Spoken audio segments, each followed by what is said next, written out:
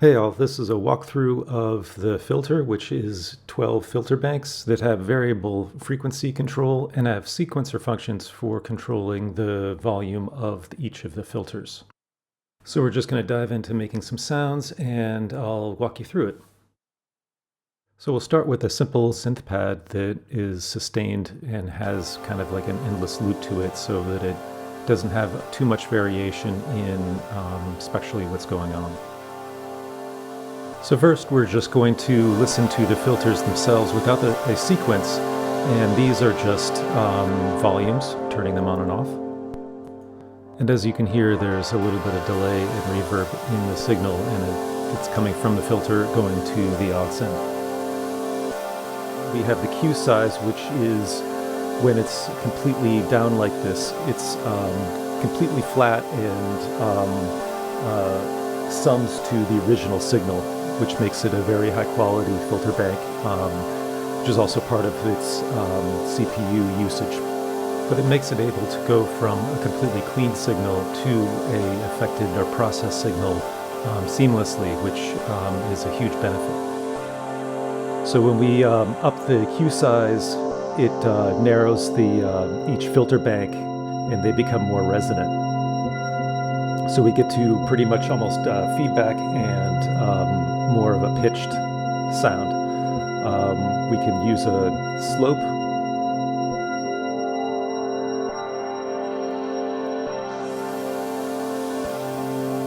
We can give a little curve to them. And then right below that is the frequency representation of this, so it just gives you a quick idea in the spectrum kind of where each of these frequencies are residing. So moving on, the stereo mono, this function actually splits, as you can hear, each filter bank left and right and staggers them. So it gives this widening and spreading sound. And you flip it the other way to alternate the left-right. And it just has this variation of just kind of some panning that can happen. So let's get on to the fun stuff. So there's a built-in sequencer here for triggering the filters on and off with this envelope. So let's just take them all. So we're selecting all of them, and we're just going to put in a simple pattern. So right now this is just set to the filter just being open and controlled without the sequence. So now we're going to add the sequence.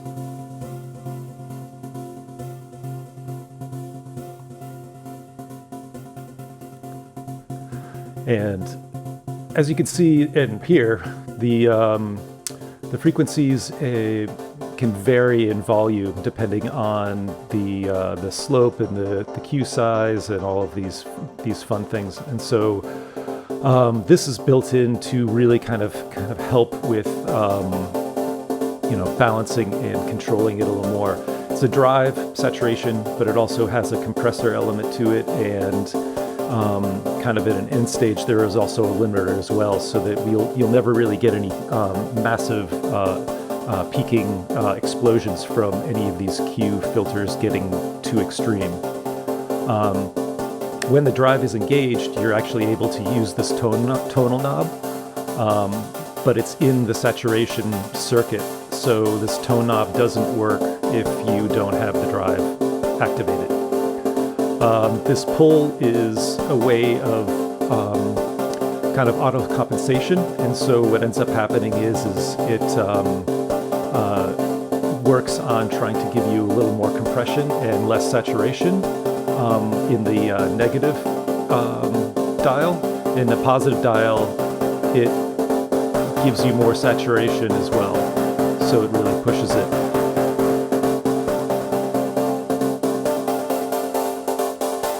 So this is just a ADSR of attack and decay. So this duration is kind of set up already that, as you can hear, it's the full duration until the next trigger.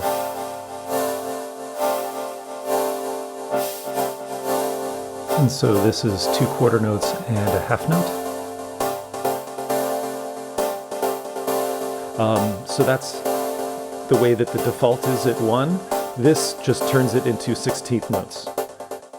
And then turning the dial back to 1 blends it back into the full duration from one trigger to the next.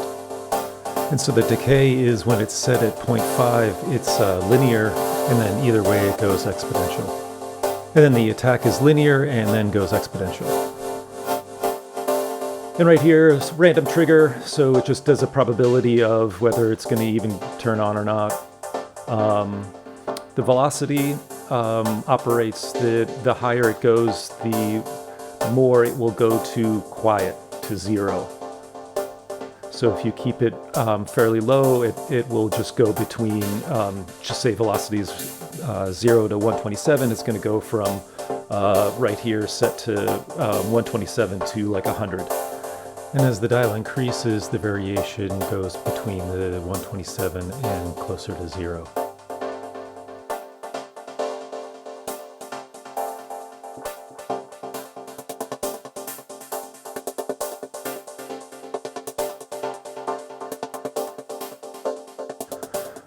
Right, so we have that, and then we can do presets. So as far as patterns, so right here it's just you're able to have 4 bars. And so we can create another pattern and set this to every other bar.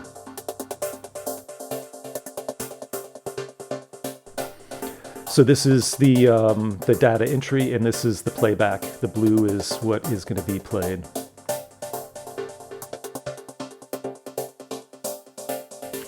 So this time delay is able to take the sequence through the Ableton, and if you want to delay the signal at all, you're able to stagger the audio that's coming in.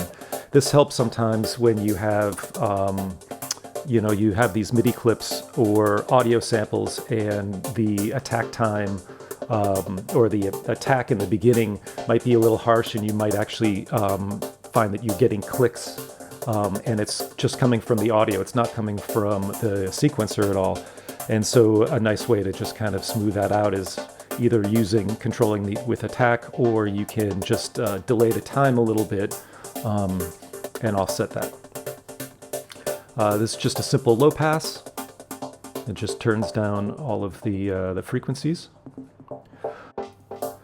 So the input can be used just simply to control the input of the signal into the plugin, but it also is helpful for the saturator in creating a little more compression and less saturation. So then it comes over into the way to input your different filter frequencies. It's super simple to just type in whatever frequencies you want. You kind of want to do it that way. I think that trying to work fast and smoothly, these setups really help. So there's the stock frequency range that's already set up right here. And then we can go to variable, which sets a high and low to the filter bank. And then you can add a curve to all of those frequencies, and also use the shift to move all of them up or down. And which makes the display really helpful to see where all of these filters are in the spectrum.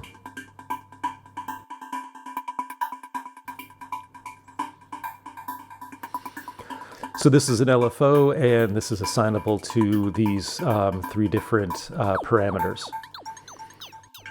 And the noise dial adds randomness to each of the filter frequencies so that they aren't so uniform in their mathematical distribution through the spectrum of the low to high frequencies that you've set. So moving on, so formants. These are vowel type frequencies. Typically they are just 3 bands. And you can see right here that these are just activated. Everything else is non-applicable. And then you can go to 2 times and 3 times, and what that does is it takes the octave higher for each, so it is reproducing the 3 bands twice over an octave higher.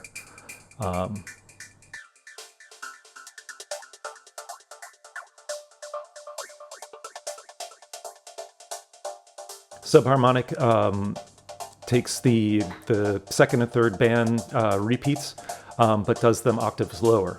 And then the interlaced is alternating between a frequency higher and a frequency lower. The stretch can narrow these and expand the duplicated octaves. And so there is a sequencer, and you can trigger randomly any order of vowels that you'd like, or you can set them yourself. Then you have to add the triggers for when they're going to go through these.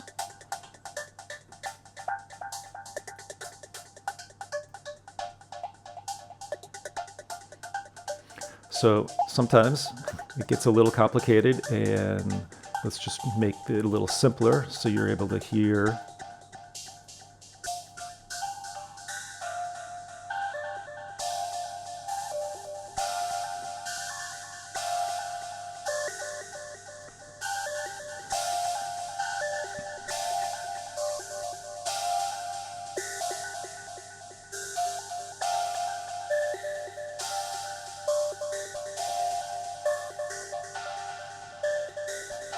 So you can change these to any of them. And very similar, you have the harmonic, and it has the same type of sequence. This is just actually pitched, so it's reproducing all of these frequencies in the harmonic series. So it's a really strong way to create actual notes. And this has the same type of sequencer built into it.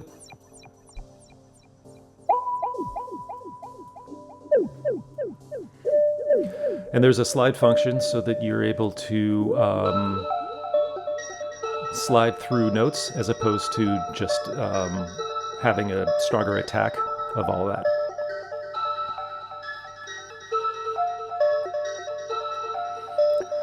Okay, so we have the sequencer and we have all of these different things. Now we can also use MIDI for this. So let me just get back to more of a simple filter. And so we have this sequence that's being played. And now we can go to MIDI. Right here, this is going to be your root note of the start of these. I have an OP1. That's triggering these notes. So you can either do a chromatic or whole tone, so that you can whole notes, so you can just use all the white keys.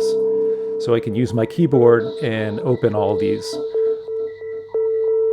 And there's also attack and release.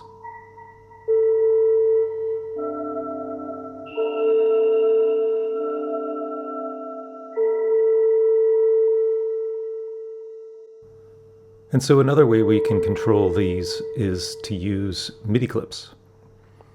How this works is you have a MIDI clip and you send it to the channel that you want to go to.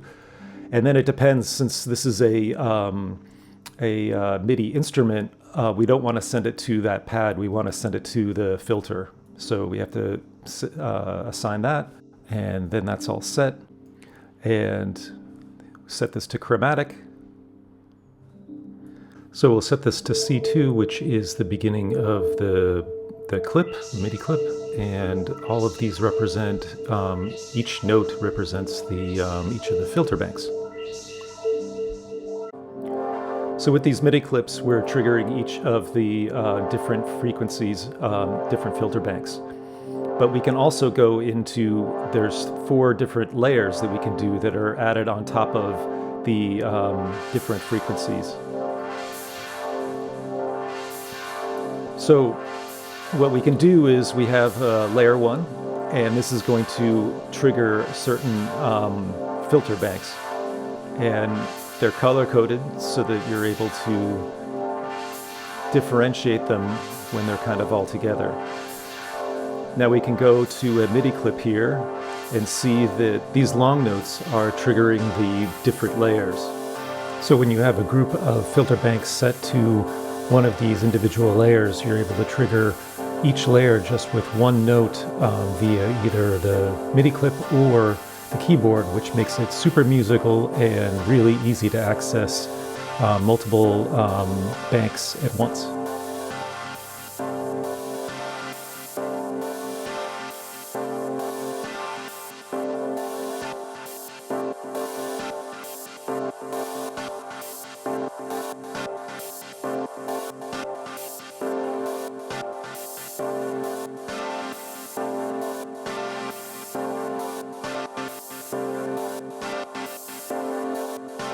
So now we have the MIDI clip and the sequencer, and we can toggle between either one, as you can hear.